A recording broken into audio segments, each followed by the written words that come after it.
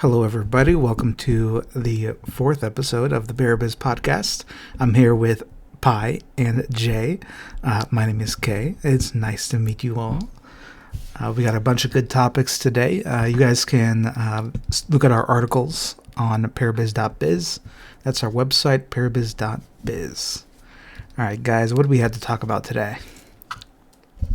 So today... Go ahead. Oh, all right. So we're going to be talking about cars. And then we're going to be tying that straight into truckers, because we all know what's going on in Canada right now. A couple of dissenting opinions. The Biden report card. It's really good. Spoiler alert. Doing a great job. Really good. Beautiful things. The Kellogg Foundation, which is just a front, but remember, it's not so good. Florida school districts, and then we're going to end this up with the DOJ seizing crypto. Dun, dun, dun. All right. Dun, dun, dun. I'm thinking about selling my car. It's a used car. It's got like 158,000-ish miles on it. And I could probably sell it for about half of what I bought it for. That's crazy. Yeah. Well, so used car prices are going through the roof. People are selling their used cars from 2019, 2020 for a profit. The main reasons that have been cited so far are chip shortages and just general supply chain issues. Yeah, it's not a good time to be buying a car, but I'll tell you what, it's a good time to be making money off of cars, especially if you're a dealer or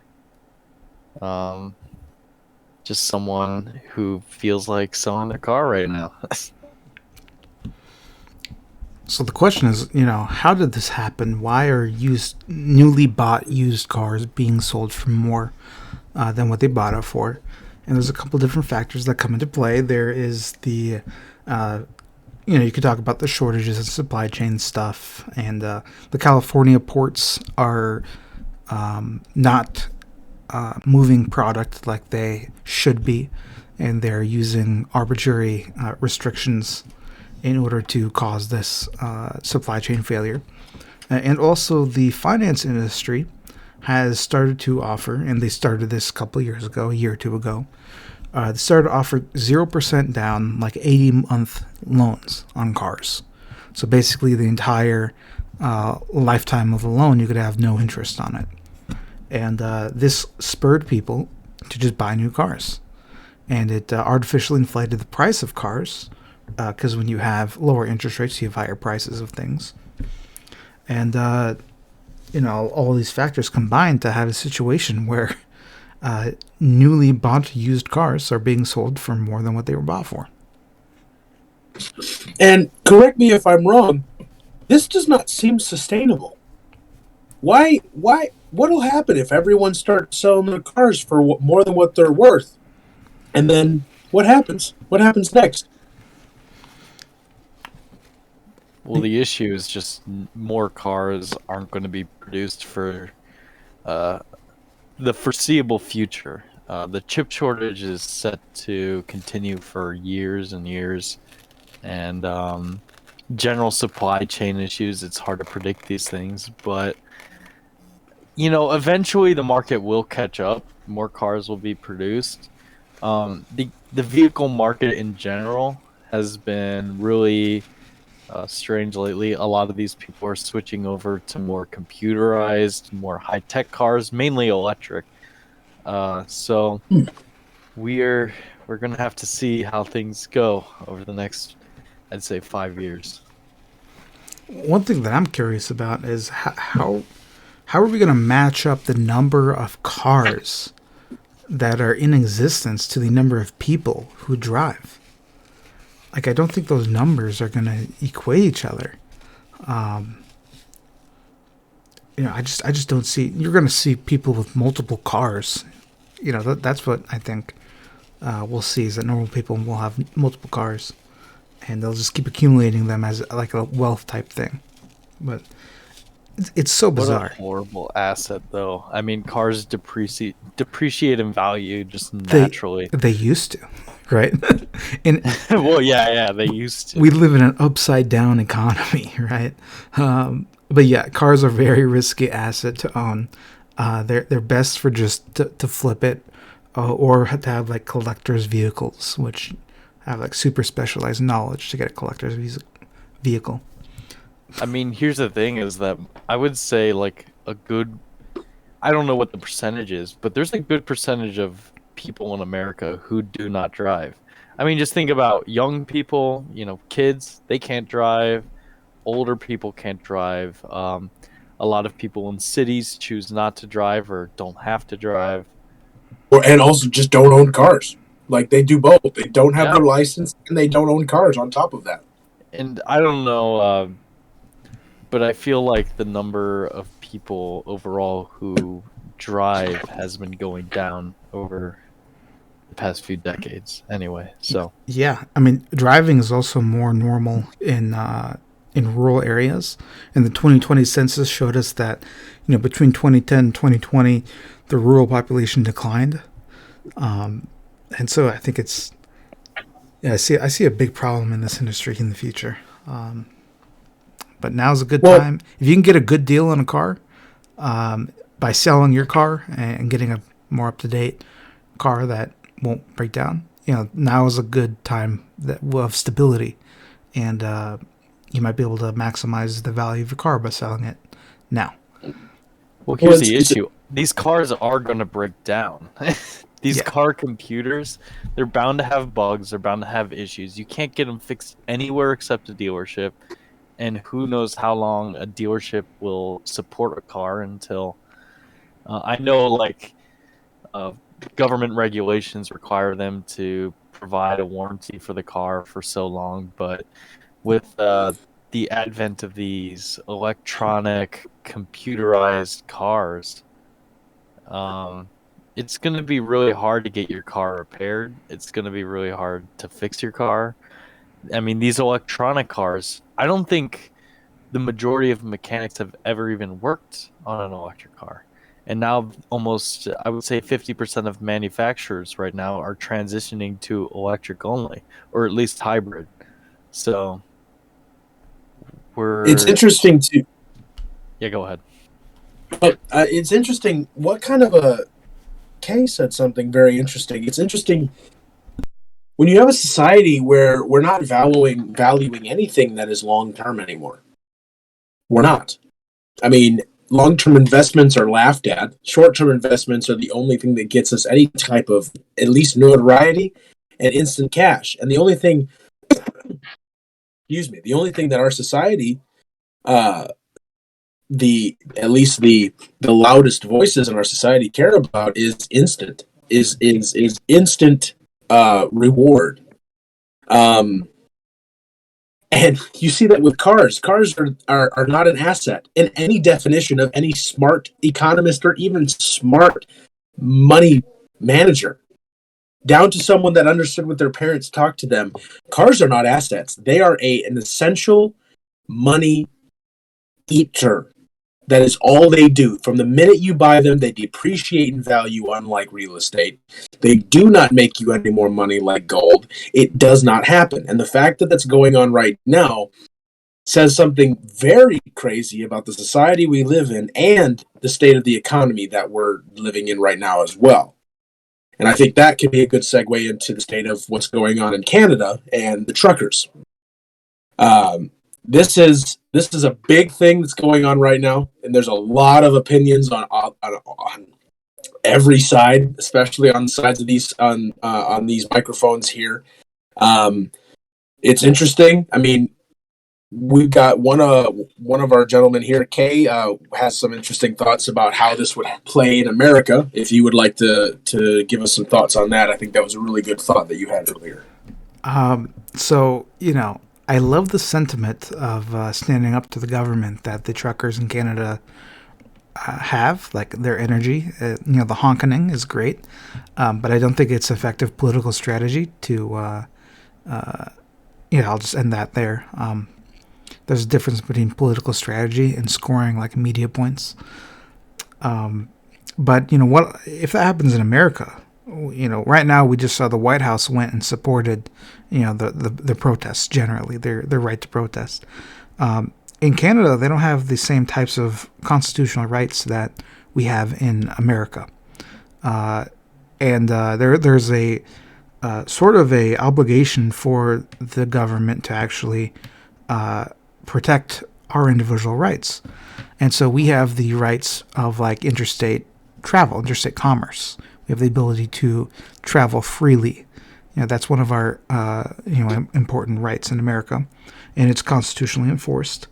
And so if a trucker convoy were to come to form in America and let's say, blockade cities, for example, the government would have a constitutional obligation to directly remove them, even through military force if necessary. Unlike in Canada, where they don't have the same types of protections and the government is not constitutionally required to do certain things for its citizens. In the United States, I don't think this is going to play out the same way if they attempt to do that here. And, I'm not saying that the current federal administration are constitutional, right? That they're very, they love the Constitution, they'll protect it and exercise it correctly. I'm saying they will use this constitutionality as a weapon in order to defeat their political opponents. And so, yeah, it's legal warfare, effectively. But yeah, I don't think it'll go well in the United States if they try it here. I don't think it's going to go well generally in Canada. But it's still ongoing, so we'll see.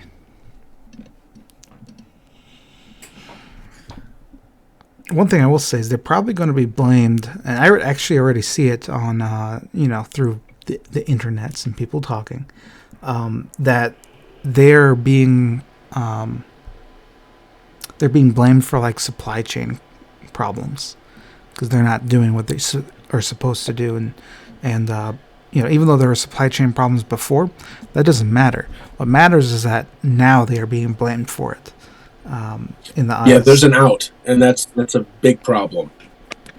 Yeah, so I think the situation will develop, but I don't think this is a long-term effective political strategy to do what they're doing. All right, so the Kellogg Foundation. Man, all these foundations, man, they don't they leave a bad taste in my mouth if I must say so. I don't know, they remind me of a couple of other foundations that have some ties overseas that I don't really like. It's interesting. I mean, now let's just think about this. Why would a foundation bankroll $500 for illegal aliens? Why would they do this?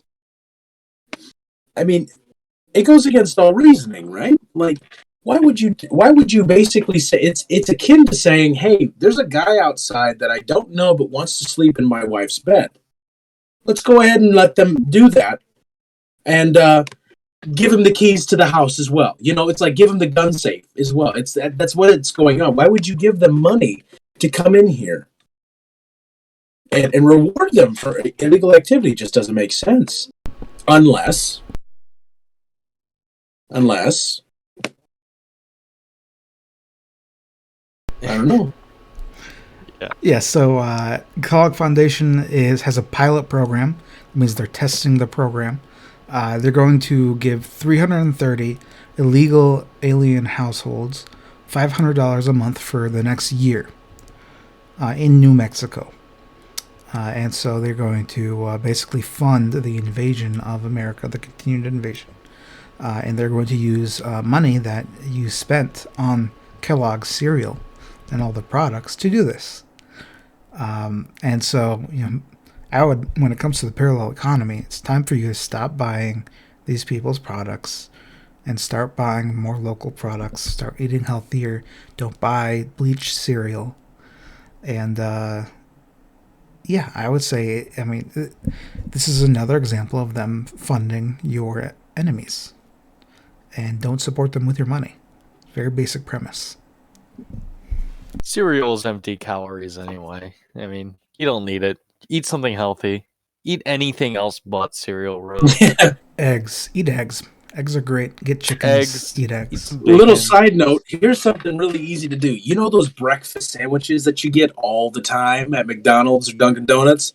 Well, this is what you do. Learn how to make a refried egg, cook it sunny side up, put it on a bagel, butter that bagel, put some sausage on it, you're done. You just saved yourself $7. What? What? But you can't just cook like that.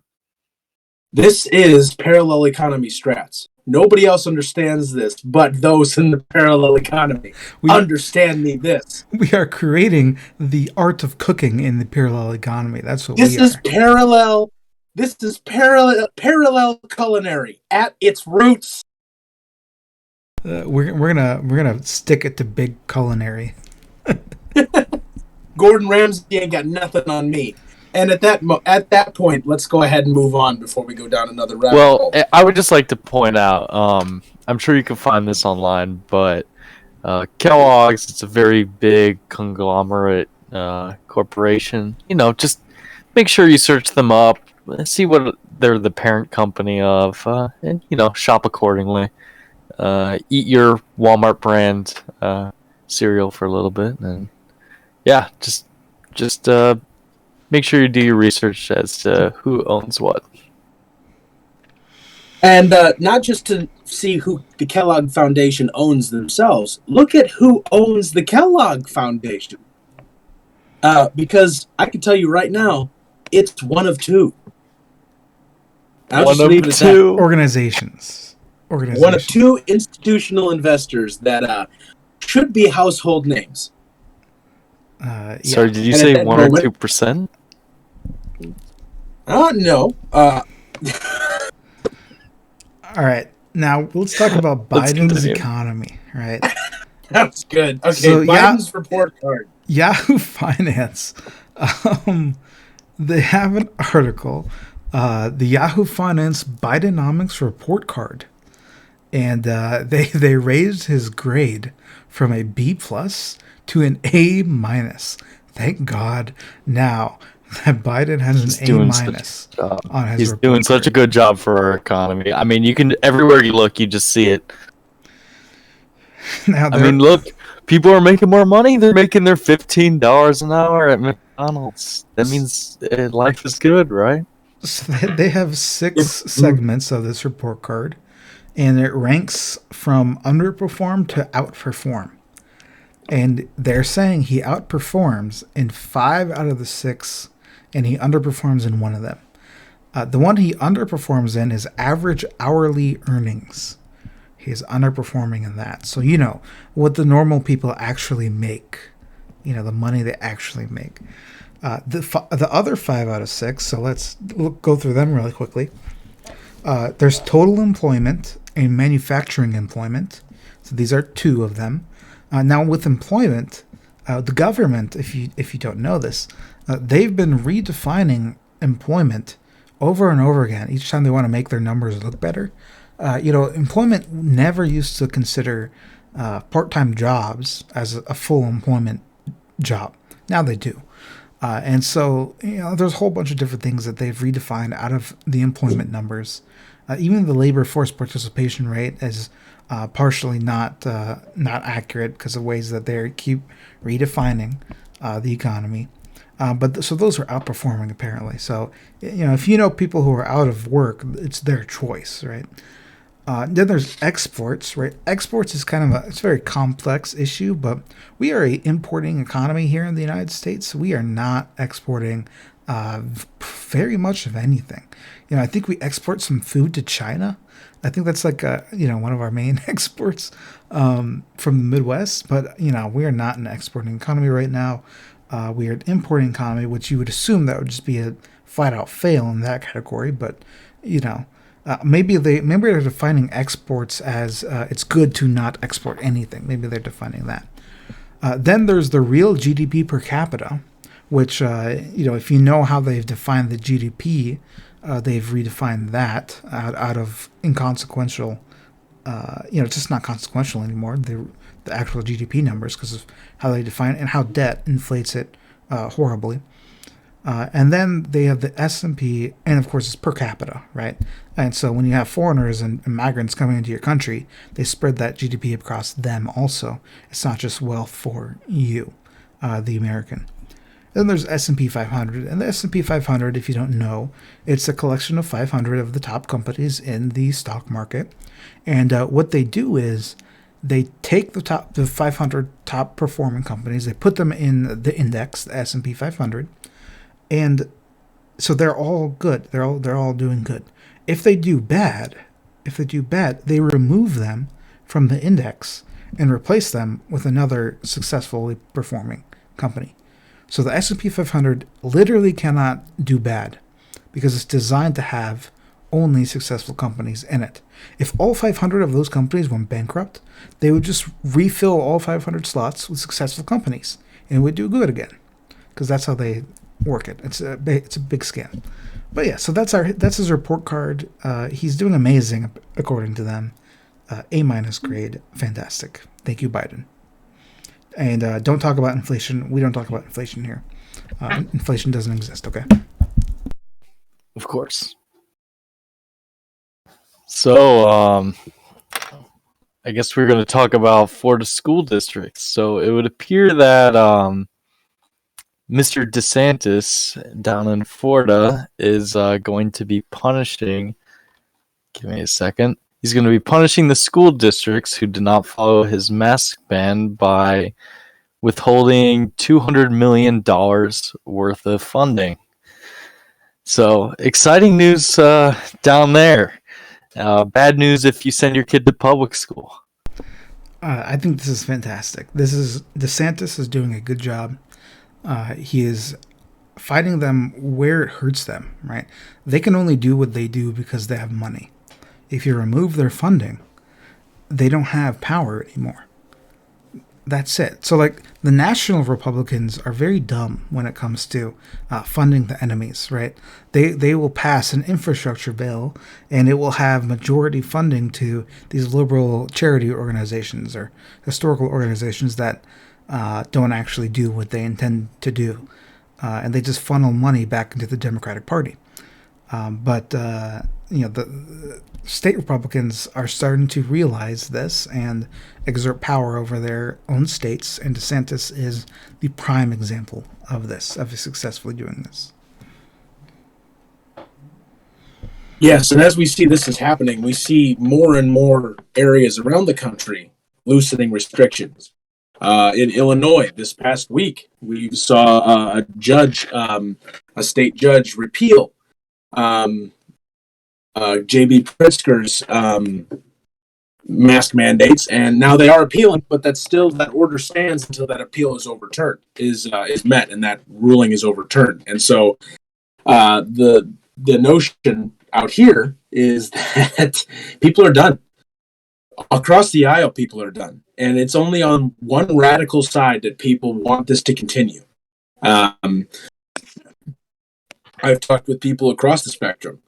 And their empathy only goes so far until they believe that they're being manipulated. And that's what's going on. That's what these people are starting to realize. And we have an opportunity here as supporters of the parallel economy. We have an opportunity to capitalize on these people's frustration. We can we can do the I told you so thing and say, yeah, we knew this was happening. Yeah, but you didn't do anything about it. Or you can say, hey, this can happen again. And this could happen damn well before 2030. You should really start thinking about supporting people that are not big brands. Because they went along with this just like you did. Just like the governments did. Just like the senators and the governors.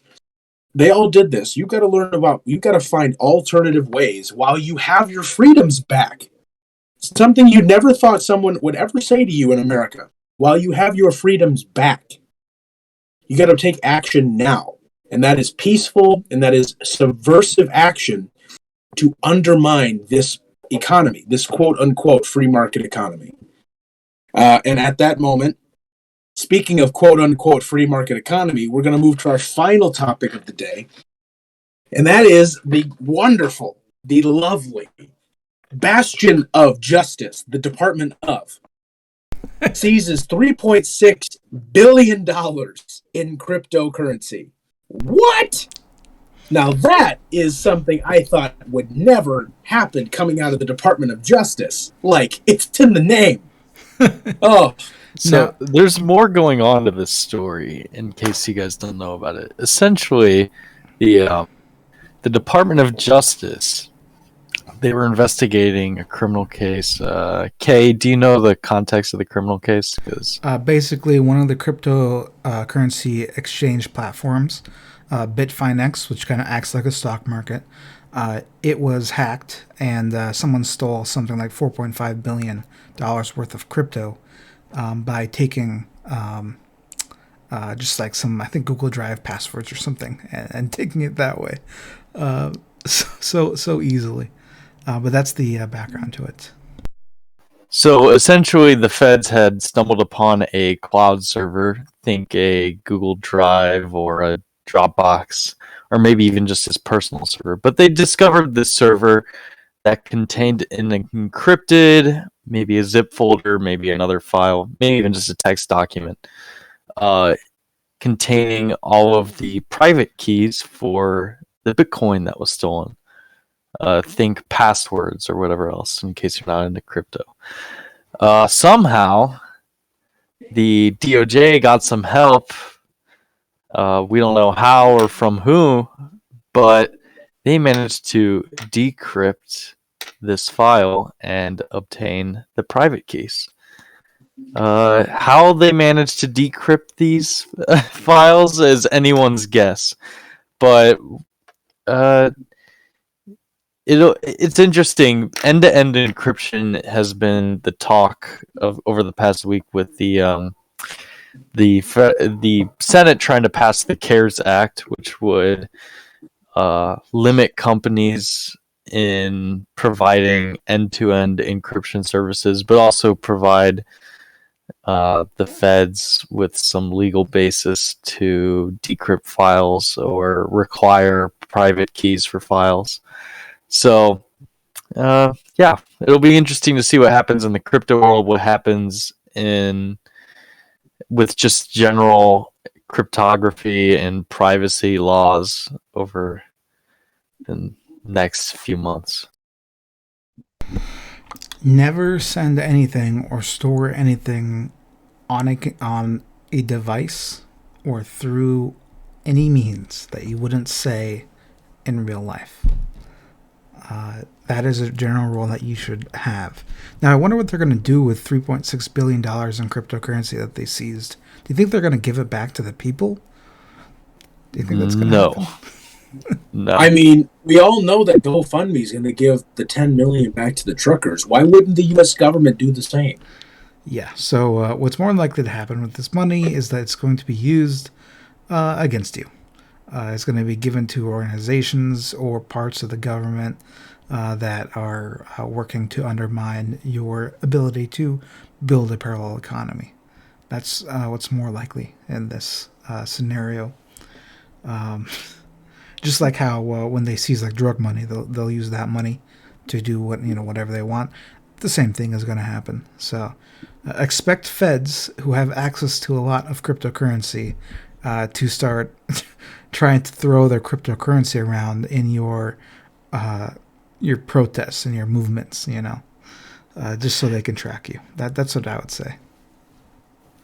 It's interesting to add on to this is during the summer I got big into crypto, or not big, but I started making some money, and I was trading around, and I didn't really make a lot of money at all, to be honest. I didn't really know what I was doing. As one does in any kind of market, someone says, that's easy. No, I lost a lot of money. But one thing I didn't notice that wasn't up on the app just 7 months ago in July, it's tax time. Get what you need to file your 2021 crypto taxes. What? Crypto's supposed to be unregulated. It's supposed to be free. It's supposed to be the stick it to the man type of thing. How in the world is it being regulated now? A joke, just 15 years ago? Just a total joke, is now being something that's being used against a lot of people that thought they could basically make free money by mining stuff on the internet. And now you're going to be taxed for it. This is not good. This is not good. Go ahead, gentlemen. Yeah, people forget that cryptocurrency exists on the blockchain, which everyone has access to, and that crypto is easier to track than even credit card transactions. So, unless you're using a cryptocurrency that has privacy in mind, there's only one that I can even think of, Monero, that hides or sort of obscures the blockchain. Any cryptocurrency you buy, whether it be from someone on the street or more likely through an exchange, is going to be tracked. And the government will see how you're spending it, who you're sending it to. And so just keep that in mind whenever you're playing around with cryptocurrencies. I've been saying since the beginning that this crypto is not the solution. I think it actually works against us in that we want to put pressure on the people controlling the dollar to actually do a good job. And when we put all of this money into alternative currencies, we are not able to exert that pressure onto them to actually perform well. And so it's kind of like a stress release mechanism to have crypto's currency available so that people don't actually, how do I say this? They don't actually work towards a political solution to the Federal Reserve printing, 40% of all money in 1 year. Instead, they're just like, oh, just buy crypto, it'll be fine. It doesn't actually help us in the long term. And yeah, just like Pi said, it's all trackable, right? None of the things that were being used to market cryptocurrencies like Bitcoin in the past are actually true. It's not private. It's not secure. It's not. It's just none of it is true. And what I would really encourage you guys to pay attention to is look at the people who said crypto's gonna hit 100,000. Crypto's gonna hit 200,000, 300,000, 400. It's gonna hit 1 million, right? Just keep buying crypto. Look at those people, and then look at the price and the graph of Bitcoin, and tell me, did it ever hit 100,000? Because this is what they were saying years ago: is that within a year it's gonna hit 100,000. And it never did. And if you look at the, I look a little bit into, I research, really weird stuff sometimes. And I went into how do you mathematically tell if a market is being manipulated by whales, like large players. And cryptocurrencies, they all follow the pattern, but Bitcoin in particular follows a pattern of being manipulated by a small group of large whales who control a huge amount of the cryptocurrency and then manipulate the market in order to make gains. And that's what I'd say about that. It's not the future. I would try. You have to buy assets. You have to buy things that are useful. Use the dollars that you get now to get useful things. And land. Yeah, that's what I would say. That crypto is not the future. Once again, before we leave, ParaBiz is not a financial institution. We are not giving any type of financial advice. This is purely our own speculation. And if you'd like to follow what we do not endorse anything that we do as a way of getting, being actual investor advisors.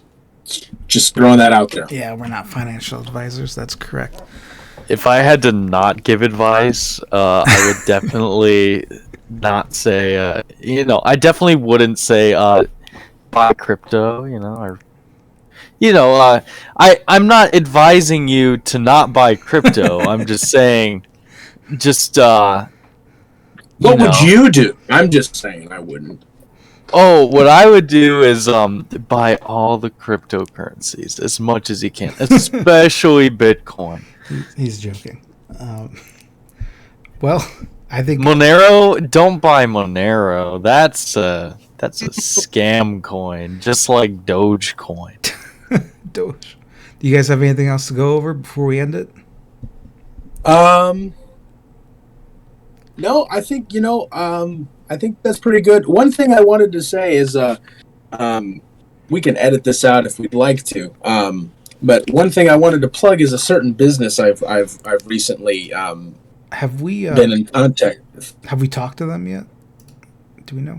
Oh, I've talked to them. I've personally been over there. I've met them. I've gotten some information, but I think we might bring that into a later episode. But I just wanted to preface that we might have a new business we might be featuring in the next episode. So make sure to stay tuned for the next one. For sure. For sure. All right. Well, I'd like to thank you all for joining us on the 4th episode of the ParaBiz Podcast. You can find our website at parabiz.biz. That's parabiz.biz. Thank you all for joining us today, and you guys can say goodbye. See you next week, everyone. Adios. Have a good one.